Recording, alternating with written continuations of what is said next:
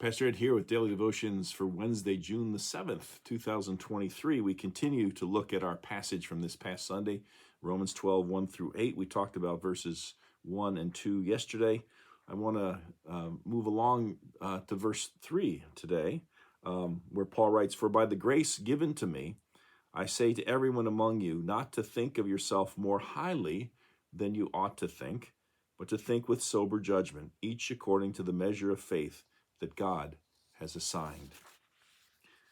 In 1969, in a science lab here in New Jersey, Canadian physicist Willard Boyle and his colleagues invented the concept of an electric eye.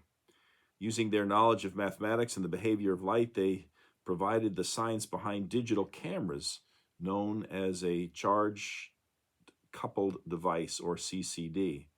The CCD technology revolutionized photography, as light could now be captured electronically instead of on film. CCD technology is used on the Hubble telescope and the Mars lunar probe. It was Boyle's invention that allowed us to see the surface of Mars for the first time.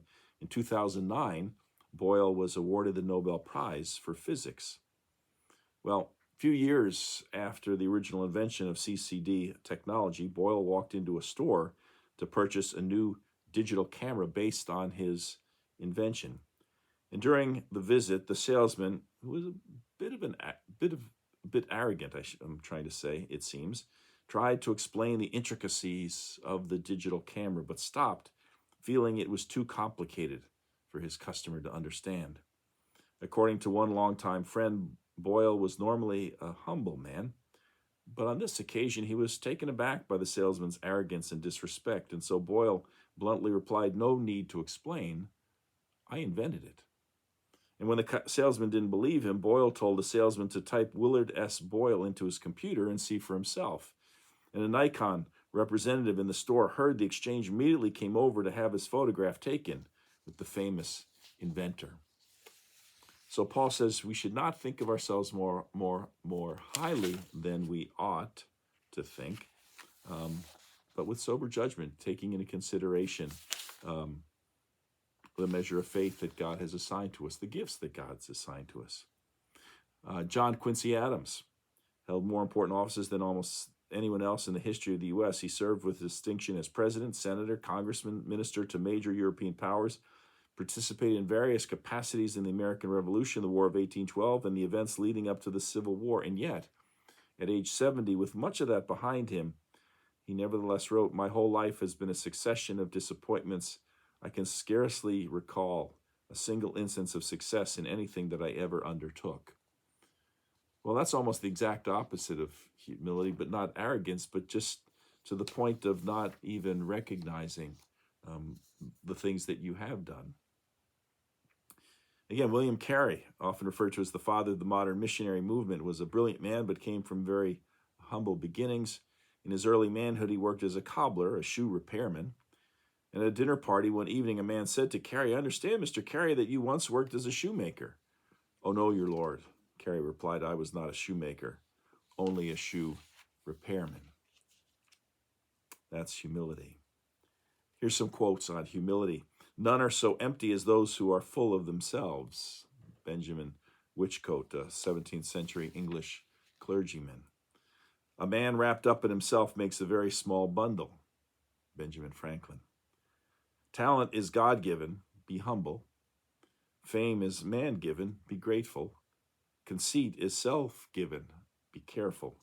John Wooden, the famous UCLA basketball coach.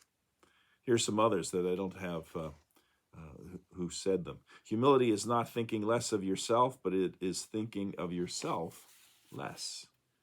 Humility is strong, not bold, quiet, not speechless, sure, not arrogant."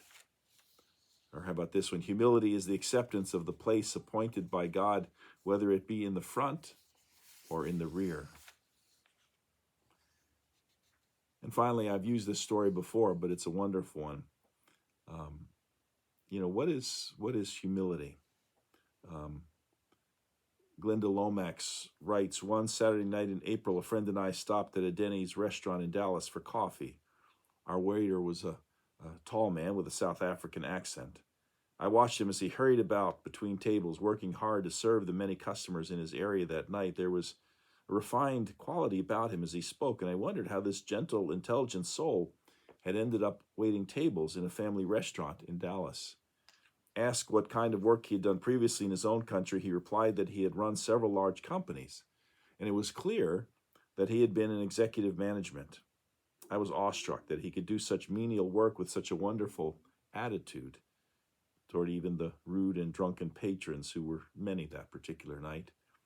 But he replied, I now have the privilege of serving others. And with that, he bowed his head, laid our check on the table, and walked off to assist other diners. The rest of that evening and for many days after, I thought of that gentleman and pondered the wonder of encountering true humility up close. I felt I had held a rare, dazzling jewel worth an entire kingdom for the briefest of moments, and I hoped to see more. How much nicer the world would be if there were no prideful and arrogant people, if everyone were concerned with others instead of themselves, if all the prideful people suddenly realized the uselessness of talking about oneself. Or as Paul wrote, I say to everyone, not to think of yourself more highly than you ought to think, but to think with sober judgment, each according to the measure of faith that God has assigned. Well, hope you have a great day. We're going to continue the conversation with the next verse in our passage from Romans 8 tomorrow. Until then, take care. Bye-bye.